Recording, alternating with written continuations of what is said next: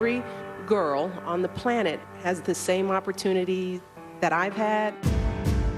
Former First Lady Michelle Obama, wife, mother, activist, joining us in her first live television interview since leaving the White House to celebrate International Day of the Girl, a special event focused on bringing attention, action, and enthusiasm to improving girls' lives around the world. For the next hour, we go global. From Jenna Bush Hager in East Africa, meeting women inspiring change for future generations. And is your job done? Not yet, it's just starting. Until every girl is touched, I'm not leaving. To the powerful voices of Kelly Clarkson, Jennifer Hudson, and Meghan Trainor performing here live on the Plaza. Along with special appearances by Karlie Kloss, Frida Pinto, and Zendaya.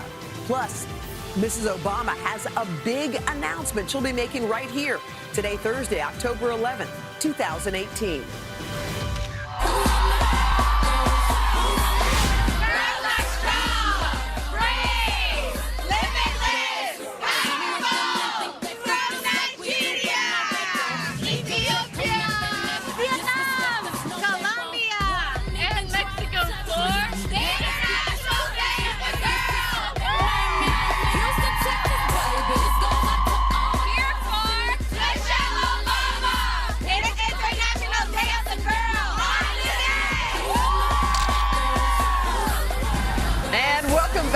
Today on a very special Thursday morning, our plaza is packed. We've got more than 600 girls from all over the country, all over the world, all of them here to help us celebrate International Day of the Girl. We have a star-studded hour in store for you, but first, without further ado, our special guest, help us welcome former First Lady Michelle Obama. She is here with a special announcement about an issue that is near and dear to her, and we welcome her.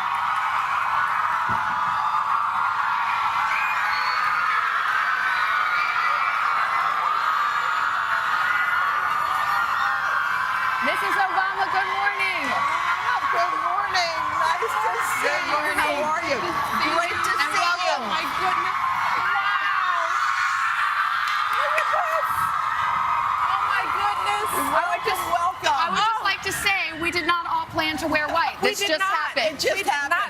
It feels like a white day. Yes. By the way, can I just say, being First Lady must have been super, super cool. But what is the coolest thing about being a former First Lady? Oh, you know, it's the small things. Yeah. It's opening up my door and walking out and enjoying the weather and sitting on my patio. It's the small things. It's going to my girls' game. Yeah. And just really being a mom. So there's nothing new that's going on. It's just that we're out in the real world. We have a house. I was just thinking about you and the former president in your own house. Like, is he driving you crazy? Are you like, take out the trash? I mean, it's a little different than being at the White House. You know, one of the keys to a successful marriage is separate bathrooms. So as long when he enters my bathroom, sometimes I'm like, why are you in here? What are you doing? And he's like, I live here. Can I enjoy my bathroom too? But he's been good. We've both been busy. We're working on books. So that keeps us busy, and we've got kids in college, one kid in college, one on the way. So we've got a senior in high school. So it's all the drama that goes with, well, you guys don't know this yet. Not yet. But senior year is quite intense because it's testing, it's applications, it's grades. So we are riding that wave with our seniors. Speaking of your adorable girls, I was watching an old interview you did with Oprah when you were leaving the White House, and you said, the 8 years in the White House are either going to make or break my girls. Yeah. So what is the verdict on how it worked? They're doing well. I'm so proud of them. I mean, and they are some of the reasons why this issue means so much to me, because I think about what it means for them to have their voice and to have come out of those 8 years confident and poised. As Jenna knows, it is tough growing up in the public eye. And they spent the majority of their life in the national, international spotlight with all the criticisms and the judgments. And now we're in the era of social media where every little thing gets blown out of proportion. but they are down to earth, they are humble, they are normal, and it has been a huge relief. I said this before, it took me several months in the White House before I could take a deep breath because I knew that this transition wasn't going to take them out. And I talk about in my book, remembering the first day they went to school. And it was before Barack took office. We were in the Hay Adams, so we were living in a hotel out of suitcases. They were starting a new school. They were in their armored vehicles with men with guns going off to a new school. And I just thought, what on earth are we doing to them? And I just prayed and hoped and, thank God they're good. And it's because of the love of so many people in their lives and the support. So they are on the other end, and I'm so proud of them. They're doing well. I'm sure you're proud. Thank you for asking. And relieved.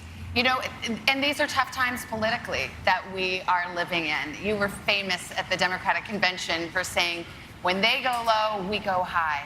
And just this week, the former Attorney General, Eric Holder, who worked for your husband, said the Democrats should have a new motto: when they go low, we should kick them. Hillary Clinton said, how can we be civil when our opponents are trying to take away everything we stand for? And I just thought, what would you say now about your motto? Do you think it still stands? When they go low, we go high? Absolutely. Fear is not it's not a proper motivator. Hope wins out. And if you think about how you want your kids to be raised, how you want them to think about life and their opportunities, do you want them afraid of their neighbors? Do you want them angry? Do you want them vengeful? If we think of the values that we try to promote to our children, Savannah, you're a mother right now. And at this point, you have to think about what are the things you're telling your girls?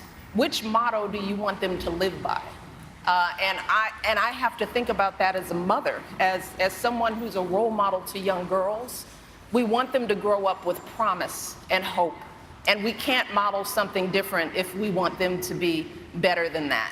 There was a tiny moment at John McCain's funeral where former President Bush handed you a cough drop. It may have been a nothing to some people, but when you watched that moment, we realized how important that tiny moment was, right? I didn't realize at the time that anybody noticed what we were doing. We were sitting together, President Bush and I, we are forever seatmates because of protocol. That's how we sit at all the official functions. So he is my partner in crime at every major thing where all the formers gather. So we're together all the time, and I love him to death. He's a wonderful man. He's a funny man. And it was a simple gesture. He was getting a cough drop from Laura, and I looked over and I said, hand me a cough drop. He was like, oh, okay. And I will add that they were old cough drops. That's the funny thing, because they were in the little White House box, the Altoids, and I was like, how long have you had these? And he said, a long time. We got a lot of these.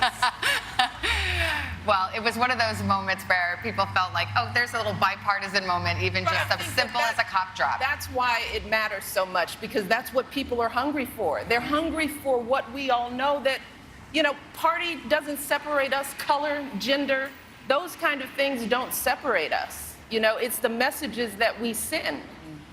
And if we're the adults and the leaders in the room and we're not showing that level of decency, we cannot expect our children to do the same. So that's what I think about when I think about the gestures and the symbols and what our words mean and the impact that it has. I think about the next generation every single time. We have a lot to say on that topic, the next generation. We're going to pause our conversation just here. And when we come back, Mrs. Obama's big announcement about what she's doing to help girls around the world. Plus, Jenna takes our celebration global, introducing us to the remarkable women that she met on a trip to Africa. And this crowd isn't here for nothing. We've got an epic concert. This is something we've never done. Back-to-back performances. Kelly Clarkson, Jennifer Hudson, Meghan Trainor. We are celebrating International Day of